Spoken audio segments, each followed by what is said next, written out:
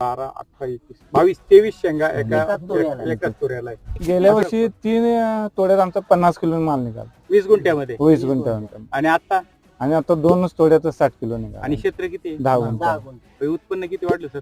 Double वाढलं. अजिबात फुलगळ आम्हाला वाटलीच जे फुल निघले 100% सगळं सेटिंग धरलंय, सगळं सेटिंग ज्यावेळी शेडचं वापरलं त्यावेळी 3 तोड्यात 50 किलो झाला.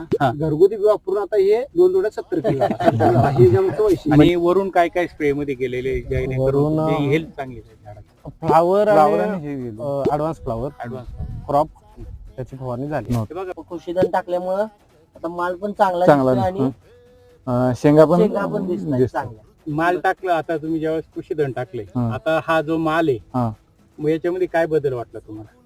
ज्यामध्ये शेंगा दाणे टप्पुरी झाले. पूर्ण व्हिडिओ पाहण्यासाठी आमच्या YouTube चॅनलला सबस्क्राईब करा आणि Instagramला फॉलो करा.